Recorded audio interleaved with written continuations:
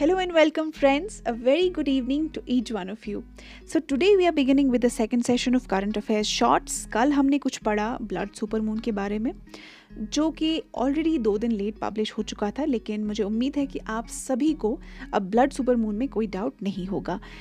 तो आज जो हम शुरू करने वाले हैं, आज हमारी बातचीत होगी the new IT rules of 2021.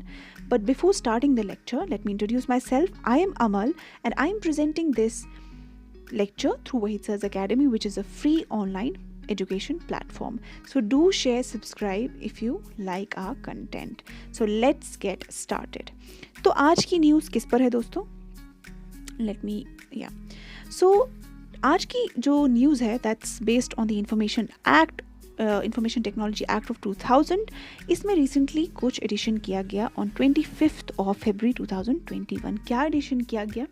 Central government लेकर आई कुछ गाइडलाइंस, कुछ एथिक्स का कोड कि जी इंटरमीडियरीज को अब ये कोड ऑफ कंडक्ट दिया गया, ये आपको फॉलो करना है। लेकिन सवाल तो ये उठता है कि इंटरमीडियरीज हैं कौन? इससे पहले ये समझ तो लें कि इंटरमीडियरीज होते क्या हैं। So for that let's move to this slide. Yes, so what are these intermediaries that we are talking about? तो ये है सोशल मीडिया इंटरमीडियरीज। तो इनमें आते हैं आपके मैसेजिंग रिलेटेड इंटरमीडियरीज और आते हैं आपके मीडिया रिलेटेड इंटरमीडियरीज। आपके मैसेजिंग, देखिए दोस्तों, इंटरमीडियरीज आप वर्ड से ही समझ जाएंगे। It's an interface, it is a medium between two persons, two entities. ज़रूरी नहीं कि persons he.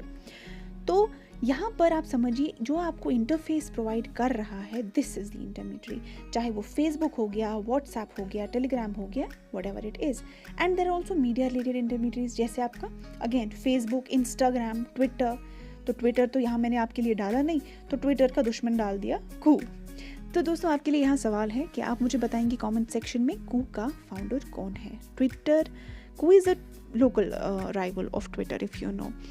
And yes, Signal, this is Signal. तो Signal came in news when, जब recently WhatsApp का privacy जब हमारे लिए it was facing some issues relating to our privacy, so that was when Signal came in news. और Signal जो है, इसकी यूसेज जो है it shot up many times. Okay, so that was about signal. तो ये हो गए हमारे सोशल मीडिया इंटरमीडियरीज। अब इन्हीं के लिए कुछ कोड ऑफ कंडक्ट या कुछ एथिक्स के रूल्स लाए गए। अब ये क्या लाए गए, क्या एथिक्स इनको फॉलो करना था, let's understand that.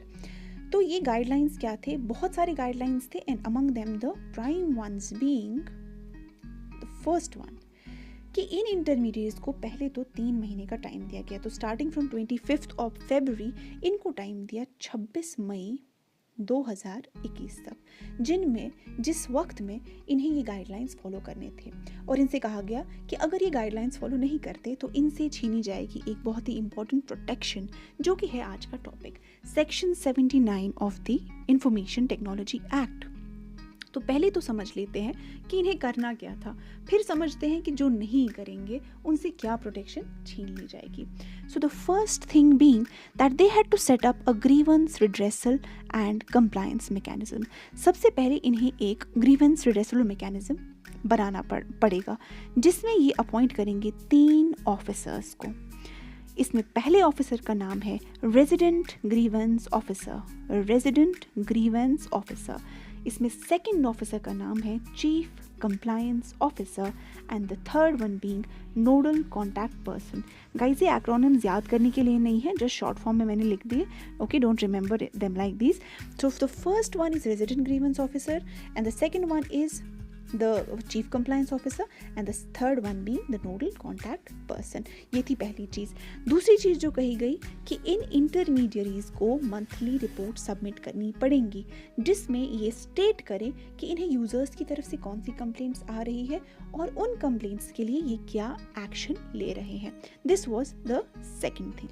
And now what was the third thing? ये वाला तीसरी जो चीज़ है सबसे ज़्यादा कंटेंशियस है। The third thing was that ये जो इंस्टेंट मैसेजिंग एप्स है, ये कुछ ऐसा प्रोविजन करे कि अगर गवर्नमेंट को ज़रूरत पड़े तो ये उनको ला कर दे the first originator of a message. बहुत कंटेंशियस, जिसके बारे में हम आगे भी पढ़ेंगे। अब first originator of a message से क्या समझते हैं? बाय द नेम इटसेल्फ, अगर कोई मैसेज सर्कुलेट हुई है, चाहे ट्विटर पे, चाहे फेसबुक पे, चाहे किसी भी प्लेटफॉर्म पे, तो ये मैसेज किसके द्वारा सबसे पहले लाई गई?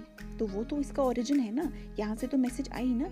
तो अगर गवर्नमेंट को ज़रूरत पड़े और गवर्नमेंट ने ट्विटर को अप्रोच किया, व्हाट्सएप को अप्रोच किया, ये किसी भी मैसेज का जो गवर्नमेंट को लगे इम्पॉर्टेंट है, उस मैसेज का आपको फर्स्ट ओरिजिनेटर दे दे। तो ये थी 3 चीज़ें जो गाइडलाइंस में थी। अब अगर कोई एक इंटरमीडियरी इसको कंप्लाई नहीं करेगा, तो उससे, जैसे मैंने कहा कि सेक्शन 79 के तहत जो उसे प्रोटेक्शन दी जाती है that would be taken away. अब जरा ये समझते हैं तो सेक्शन 79 फिर होता क्या है। सेक्शन 79 बहुत आसान है दोस्तों। It says that any intermediary, अब आप इंटरमीडियरी का मतलब समझते हैं, okay, any of these, any intermediary shall not be held legally or otherwise liable for any third party information, data or communication link made available or hosted on its platform। बहुत बारी बारी चीज़ें लग रही होंगी, कह कुछ नहीं रहा है।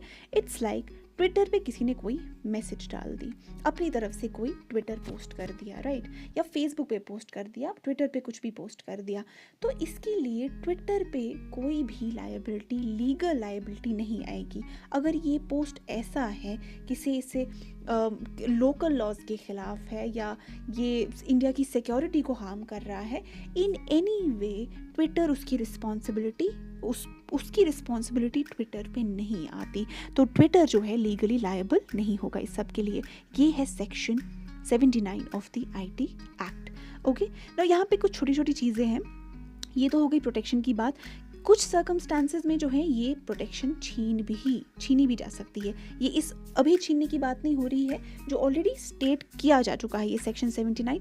इसमें अगर ये प्लेटफॉर्म तो अगर ये प्लेटफॉर्म बस एक प्लेटफॉर्म दे रहा है, सिर्फ एक इंटरमीडियरी का काम कर रहा है और बिल्कुल इंटरफेयर नहीं कर रहा है, से फॉर एग्जांपल एक पर्टिकुलर मैसेज जो है ये स्कैनर के अंडर आ गई, इनको कुछ गड़बड़ लगी, से गवर्नमेंट को कोई गड़बड़ लग रही है इस मैसेज में, it's not going well in any which way, चाहे ये लोकल लॉज के खिलाफ है और लाइक आई सेड ये सिक्योरिटी को हार्म करने की ये कर रहा है, कोशिश कर रहा है, तो ट्विटर को या किसी भी प्लेटफॉर्म को आप तब तक लायबल नहीं ठहरा सकते अगर वो इंटरफियरेंस बिल्कुल नहीं कर रहा।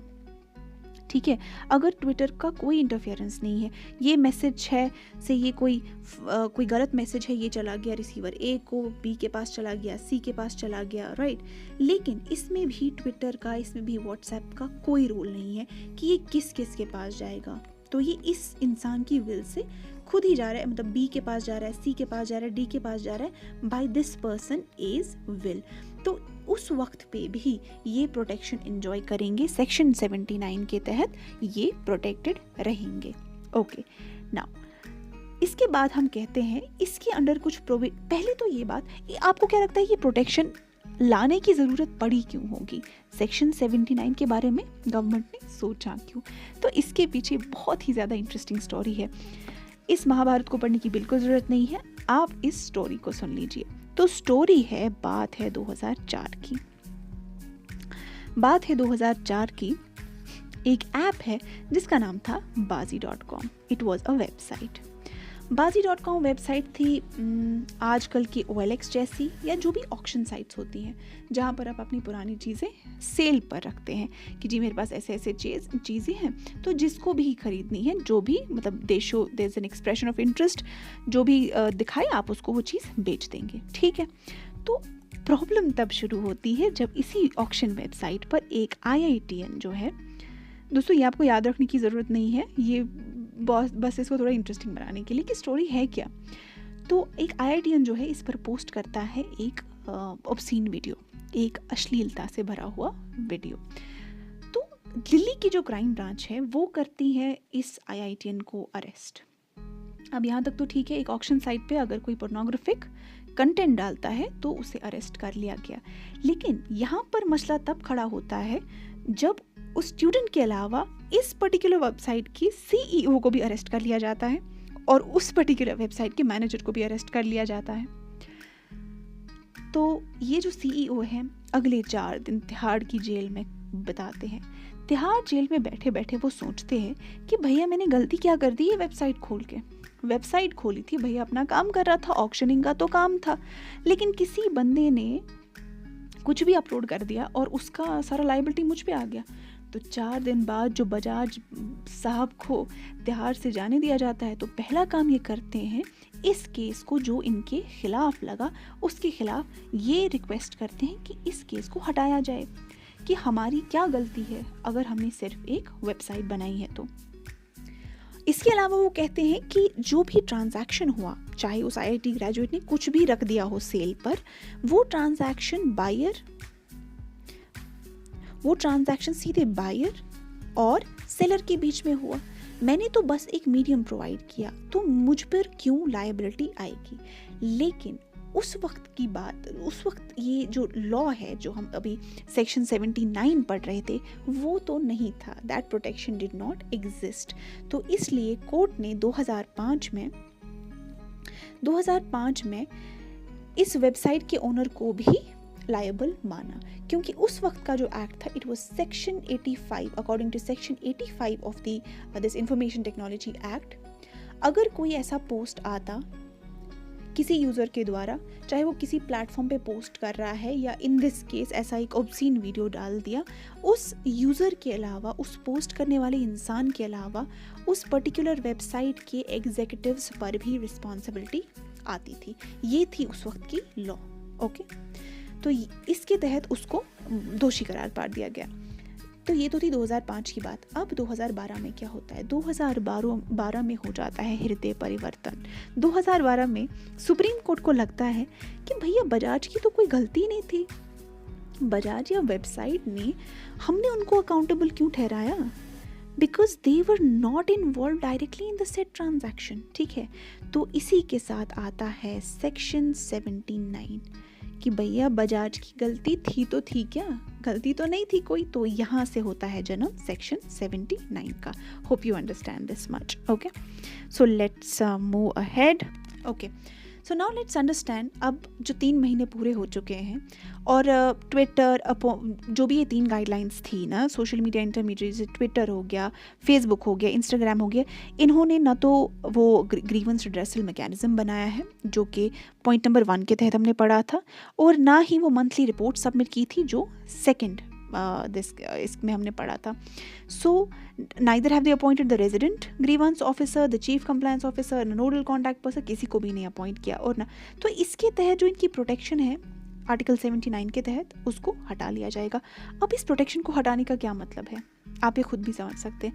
अब इस प्रोटेक्शन को हटाने का ये मतलब है कि अगर कोई ट्वीट, कोई फेसबुक पोस्ट या कोई इंस्टाग्राम पे पोस्ट, अगर ये किसी पर्टिकुलर रीजन के लोकल लॉ को वायलेट करता है, कर दिया किसी एक यूज़र ने, तो उस पर्टिकुलर रीजन की, चाहे वो स्टेट वाली या सेंटर वाली लॉ इन्फोर्समेंट एजेंसी, एक तो उस इंसान के खिलाफ भी लीगल प्रोसीडिंग कर सकती है, लीगल एक्शन ले सकती है, और इस प्लेटफॉर्म के खिलाफ भी। ओके, जो भी इस प्लेटफॉर्म के एग्जीक्यूटिव्स होंगे। इसका मतलब है यही हुआ प्रोटेक्शन का छिन जाना। ठीक है, तो कुछ एक्सपर्ट्स का तो ये भी कहना है कि अगर, मतलब इन IT रूल्स को ऐसे देखा जाए कि अगर ये कंटेंट जो पोस्ट हो रहा है, अगर वो इट इज़ डायर एंड से इट हार्म्स द सिक्योरिटी, तो आपके एग्जीक्यूटिव्स पे क्रिमिनल प्रोसीडिंग्स भी लग सकती हैं, 7 साल की सज़ा भी हो सकती है, और आपके एम्प्लॉयज़ को सज़ा हो सकती है, जबकि उनकी गलती भी नहीं होगी।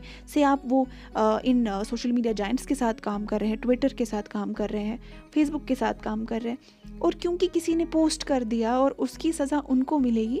You understand how stupid this looks ना, इट लुक्स के किसी और की गलती की सज़ा किसी और को मिलेगी, और इसलिए ये सारा मसला बना हुआ है।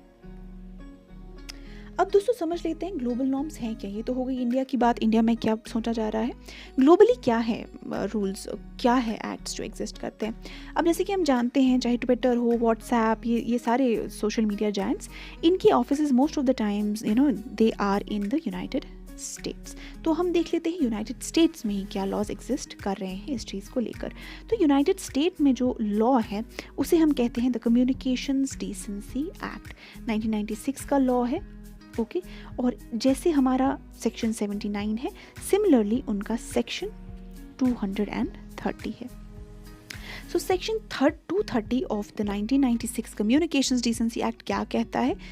Likewise, it provides a safe harbor from any content users post of these platforms. तो किसी ने भी कुछ भी पोस्ट कर दिया उस प्लेटफॉर्म पे लाइबिलिटी नहीं आती, सेक्शन 230 उनको भी बचाता है। ओके, तो यहाँ पर बहुत इंटरेस्टिंग एग्जाम्पल दी है। सेक्शन 79 कहता है दैट नो प्रोवाइडर और user of an interactive computer service shall be treated as the publisher. तो आप किसी प्लेटफॉर्म को कोई पोस्ट किसी ने कर दिया, से उसने ट्विटर पे कर दिया, तो आप इस ट्विटर को इस पोस्ट का पब्लिशर नहीं समझिए, ये किसी पर्टिकुलर इंसान की ओपिनियन है। This is Twitter is not of the same opinion as that person, तो ये इस पर्सन की पर्सनल ओपिनियन है। Okay, so you don't consider this the Twitter और that platform for that matter, आप नहीं समझिए उसको पब्लिशर, आप नहीं समझिए उसको स्पीकर ऑफ एनी इंफॉर्मेशन। तो ये है प्रोटेक्शन अंडर सेक्शन 230। नेक्स्ट, तो अब इसमें क्या रीसेंट डेवलपमेंट आया है? जैसे मैंने कहा 3 महीने का टाइम इन्हें दिया गया था, उसमें से एक दिन पहले तो 26 मई 2021 को ख़त्म होने वाला थी वो 3 महीने, और उसके तहत जो है प्रोटेक्शन हटा दी जाती, रखी जाती बेस्ड ऑन वो कंप्लाई कर रहे थे या नहीं कर रहे थे। लेकिन एक दिन पहले ही जो है व्हाट्सएप जाता है Delhi high court. Okay, WhatsApp को इशू है ट्रेसेबिलिटी क्लॉज से। तो दोस्तों, क्या हम ट्रेसेबिलिटी क्लॉज जानते हैं क्या है? बिल्कुल, हम ट्रेसेबिलिटी क्लॉज जानते हैं। This is the third thing we understood. Traceability clause क्या है उसे थोड़ा समझ लेते हैं। तो व्हाट्सएप को इशू है कि अगर जो गवर्नमेंट उनसे मांग रही है उस फर्स्ट ओरिजिनेटर को आइडेंटिफाई करने वाली चीज़, कि गवर्नमेंट का कहना है कि अगर हमें ज़रूरत पड़े ये सोशल मीडिया इंटरमीडिएट्स हमें बताए कि ये एक पर्टिकुलर मैसेज स्टार्ट किसने की, तो इसे हम फेक न्यूज़ की एग्जाम्पल से समझ लेते हैं। चलिए, फेक न्यूज़ का बड़ा मसला रहता है आजकल, ठीक है। तो फेक न्यूज़ से कोई ऐसे उठी जिससे सिक्योरिटी को इश्यू हो गया, जो लोकल लॉज के साथ कंप्लाई नहीं कर रहा था, बहुत गलत फेक न्यूज़ आया। तो अगर हमें व्हाट्सएप ये बताए कि उस फेक न्यूज़ का फर्स्ट ओरिजिनेटर कौन सा है, तो हम उसको we can nip the evil in the bud, है ना, इस आइडियोलॉजी के साथ कि उसकी शुरुआत कहाँ से हुई, अगर हमें ये पता चल जाए। लेकिन अब व्हाट्सएप को क्या इशू है इससे? व्हाट्सएप को इशू है कि अगर हम ऐसा करने लगे, अगर हम आपको बताएं कि फर्स्ट ओरिजिनेटर कौन है, उसके लिए हमें हटाना पड़ेगा end to end encryption. End to end encryption नाम सुना हुआ लग रहा होगा, because we most of us are WhatsApp users.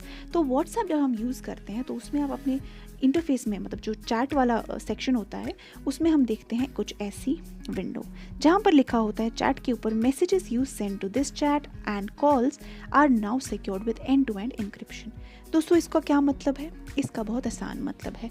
ये आपकी इंटरफेस है, आपने किसी आप पर्सन ए हैं, आपने पर्सन बी को मैसेज भेजना है। तो से आपने लिख दिया कुछ भी, से हाय, तो आपने कुछ लिख दिया हाय, ये एक रीडेबल फॉर्मेट है, ठीक है। कोई भी अगर आपके फ़ोन से ये देखे तो उसको हाय ही दिखेगा। लेकिन जैसे ही आपसे फ़ोन से निकलकर ये चला गया इस मीडियम के थ्रू इस पर्सन बी के फ़ोन में, इस पॉइंट पर ये कन्वर्ट हो जाएगा एक एनक्रिप्टेड फॉर्म में, एक ऐसी फॉर्म में जिसे कोई नहीं पढ़ सके। It's called as encrypted form. और जैसे ही ये पहुँचेगा इस पर्सन बी के, let me use a different colour here, जैसे ही ये पहुंचेगा इस पर्सन बी के डिवाइस के पास, यहाँ हो जाएगी इसकी डिक्रिप्शन। तो डिक्रिप्शन का मतलब, जैसे मैंने कहा, एक ऐसी लैंग्वेज में, एक एनक्रिप्टेड लैंग्वेज जिसे कोई नहीं समझ सकता, उससे ये कन्वर्ट हो जाएगी अगेन एक रीडेबल फॉर्मेट में, और इसे भी आपका वो हाई ही दिखेगा। इस हाई को कोई नहीं पढ़ सकता आप दोनों के बगैर। ये होती है end to end encryption. WhatsApp को रिजर्वेशंस है कि अगर हमें फर्स्ट ओरिजिनेटर का पता करना है, हमें इस एंड टू एंड इंक्रिप्शन को छोड़ना होगा, फिर हम इसको मेंटेन नहीं कर सकते, और ये होगा यूज़र्स की प्राइवेसी को ब्रीच करना। ये है अनकॉन्स्टिट्यूशनल, क्योंकि राइट टू प्राइवेसी जो है इंडियन कॉन्स्टिट्यूशन के है, हमारा कॉन्स्टिट्यूशनल राइट है। तो ये है, इसको लेकर जो है व्हाट्सएप ने अप्रोच किया है हाई कोर्ट को। ओके, तो ये थी व्हाट्सएप की बात। ट्विटर का भी कुछ ऐसा ही कहना है कि हम भी जो हैं तैयार हैं कंप्लाई करने के लिए, प्रोवाइडेड हम फ्रीडम ऑफ एक्सप्रेशन के साथ जो है खिलवाड़ ना करें अपने यूज़र्स को डर भी ना लगे कि उनका फ्रीडम ऑफ एक्सप्रेशन ही एक हिसाब से कर्ब हो जाएगा। और अगर आपको पता हो, आजकल बड़ी फेक एक न्यूज़ चल रही है कि देखिए ऐसे तो आपको पता है कि हम किसी को मैसेज भेजते हैं, एक व्हाट्सएप यूज़र अगर आप हैं तो एक डबल टिक आता है, अगर दूसरे एंड पर वो मैसेज रिसीव हो गया है तो एक डबल टिक आता है, और अगर वो सीन भी हो गया है there is a double tick but it's blue. तो आजकल फेक न्यूज़ सर्कुलेट हो रहा है कि अगर उस डबल टिक के अलावा, द ब्लू डबल टिक्स के अलावा एक रेड टिक आएगा तो इसका मतलब है गवर्नमेंट इज़ मॉनिटरिंग यू। अगर 2 डबल टिक्स आए तो गवर्नमेंट तो जी निकल ही गई आप पर हमला बोलने के लिए, और अगर 3 रेड टिक्स आ जाए तो इसका मतलब आप तो स्कैनर के अंदर है, आपका बचना जो है नामुमकिन है, गवर्नमेंट एक्शन लेने वाली है। तो ये सब फेक न्यूज़ है दोस्तों, ऐसा कुछ हो नहीं रहा है, but see again at the end of the day ये है फेक न्यूज़। ओके, ये है फेक न्यूज़ और इसे टैकल करना बहुत ज़रूरी है। तो ये तो थी ट्विटर और फेसबुक व्हाट्सएप की बात। तो लेकिन इस सब में एक इंटरेस्टिंग चीज़ ये है कि कू जो है, मतलब जो कि ट्विटर की राइवल ऐप है यहाँ पर लोकली, तो वो बैक कर रहे हैं आईटी रूल्स को। दे आर सेइंग दैट हाँ, अगर कंप्लाई करना पड़े कैसे भी रूल्स के साथ, we are with the government. And जबकि ट्विटर थोड़े रिजर्वेशंस दिखा रहा है। And a very interesting fact is that as you can see Twitter's local rival Koo gains, तो कू की जो यूजेज है, कू की usage has increased 5 times in 3 days। Okay, तो दैट वाज अबाउट इट। अभी रिसेंटली इसका यहीं तक न्यूज़ आया है that WhatsApp Delhi high court में केस आ चुका है। You know the government is saying कि हमें इंक्रिप्शन से कोई लेना देना नहीं है। लाइक रिसेंट एक इंटरव्यू आया था रविशंकर प्रसाद का इंडियन एक्सप्रेस के साथ, वेर इन ही सेड कि व्हाट्सएप की जो रिजर्वेशंस है इंक्रिप्शन को लेकर, हमें उसको ब्रीच करने का कोई भी मकसद नहीं है। Even we are concern about the privacy, और बस एक ब्लेम गेम ही चल रहा है। तो let's see how this pans out and let's see what happens. इसको हम विल फॉलो अप, जो भी डेवलपमेंट्स आती हैं will see that in the future. But यहाँ पर एक क्वेश्चन मुझे याद आता है, या तो कू ऐप के फाउंडर के अलावा आप मुझे आंसर करेंगे कि जो फर्स्ट स्लाइड में मैंने आपको रविशंकर प्रसाद की फ़ोटो दिखाई थी, all of you must be knowing him, तो आप मुझे कमेंट सेक्शन में बताएंगे कि वो कौन कौन से प्रोटोकॉल सेंट्रल गवर्नमेंट में देख रहे हैं। तो tell me about the protocols he heads, and other than that Koo app के फाउंडर कौन है। And yes there is also a question, आप में से सभी जानते होंगे या कुछ लोग नहीं भी जानते, तो मैं बता दूँ कि व्हाट्सएप जो है it's a part of what, just a second, तो WhatsApp is a part of Facebook. Okay, Facebook का पार्ट है। तो आप मुझे बताएंगे ये किस ईयर में ये एक्विजिशन हुआ था, किस ईयर में फेसबुक ने एक्वायर कर लिया था व्हाट्सएप को। तो दोस्तों मुझे उम्मीद है आपको आज का लेसन जो है अच्छा लगा होगा, इंटरेस्टिंग लगा होगा, एंड होपफुली आज जो है वॉइस का कोई इशू नहीं होगा। Hope you like this lesson. तो अगर आपको ये लेसन पसंद आए तो as an appreciation please like कीजिए उस वीडियो को, एंड प्लीज़ कुछ ऑनेस्ट कमेंट्स दीजिए कि आपको ये लेसन कैसा लगा। ये वीडियो एक 15 मिनट या 20 मिनट दिखने वाला video is really not that easy. If you can see the amount of hard work that goes into it, 2 से 3 घंटे लग जाते हैं इस वीडियो को आप तक पहुंचाने में, इसे क्रिएट करने में। तो as an appreciation please give me some honest comments and take care of yourself. Okay, see you again and see you soon. Bye bye.